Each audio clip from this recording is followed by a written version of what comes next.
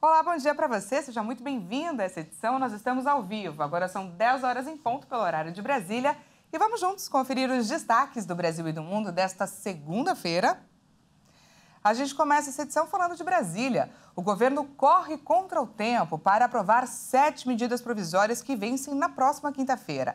Afinal, elas vão perder a validade caso não sejam aprovadas até essa data.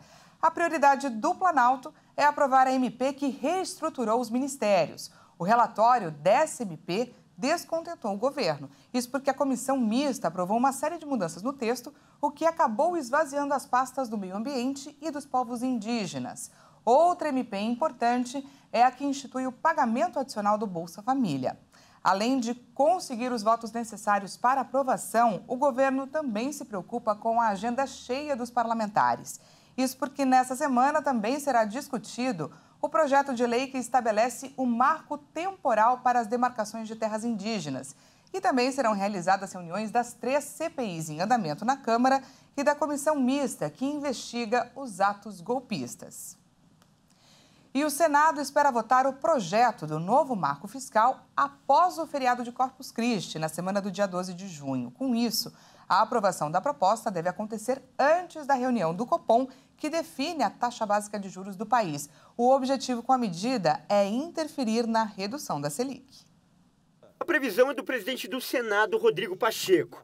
De acordo com o calendário que vem sendo traçado pela equipe de Pacheco, a proposta deve ser discutida nas próximas 2 semanas e será votada antes da reunião do Comitê de Política Monetária, o Copom, marcada para 20 e 21 de junho.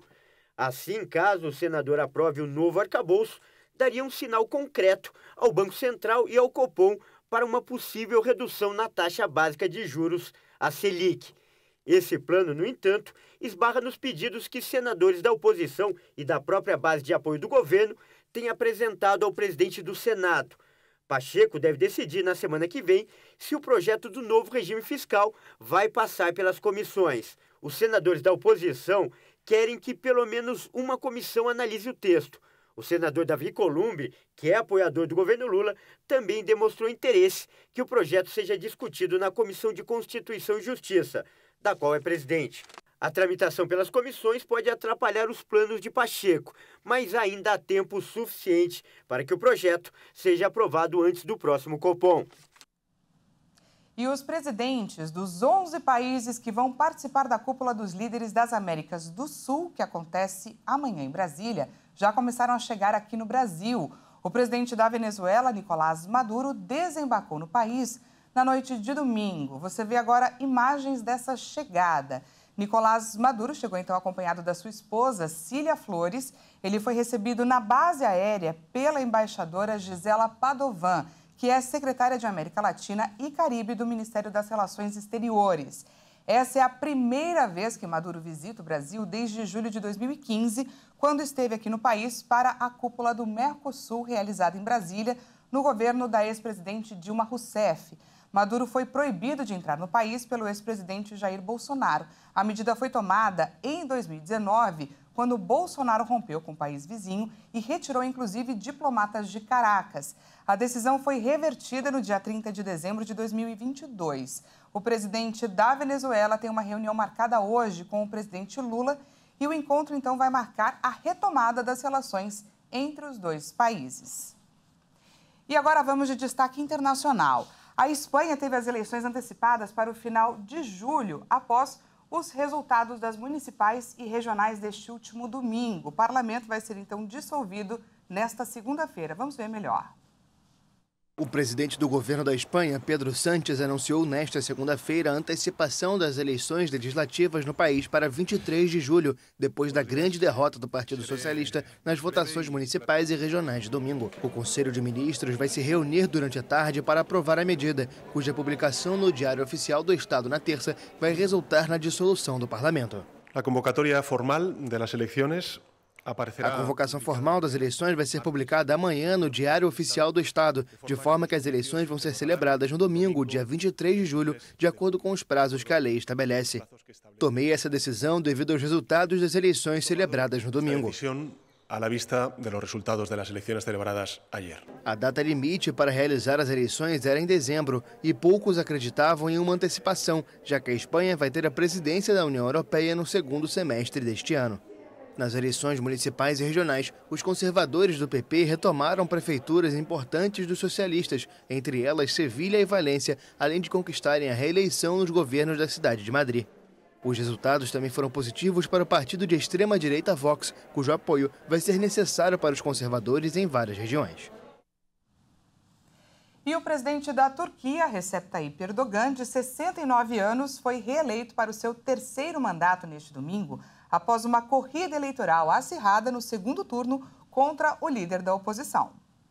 O presidente da Turquia, Recep Tayyip Erdogan, reivindicou neste domingo a vitória no segundo turno das eleições presidenciais, depois de resultados preliminares indicarem mais de 52% dos votos. Ele chegou como favorito ao segundo turno, depois de conseguir 49% da preferência do eleitorado, contra 45% do rival Kemal Kılıçdaroğlu.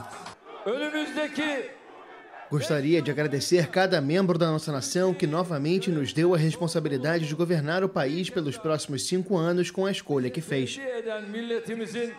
De acordo com a agência oficial turca Anadolu, Erdogan obteve 52% dos votos contra 48% do adversário, depois da apuração de quase 99% das urnas. Os resultados confirmam as previsões para o segundo turno, apesar do desejo de mudança de parte do eleitorado, da alta inflação e das denúncias de restrições das liberdades em um país onde há dezenas de milhares de opositores presos ou exilados. Esta foi a primeira eleição na Turquia decidida no segundo turno. E o presidente ucraniano afirmou que o sistema de defesa antiaérea conseguiu frustrar ataques com drones à capital Kiev. Volodymyr Zelensky disse que houve danos na região de Zitomir. Vamos ver. Ataque com drones na Ucrânia.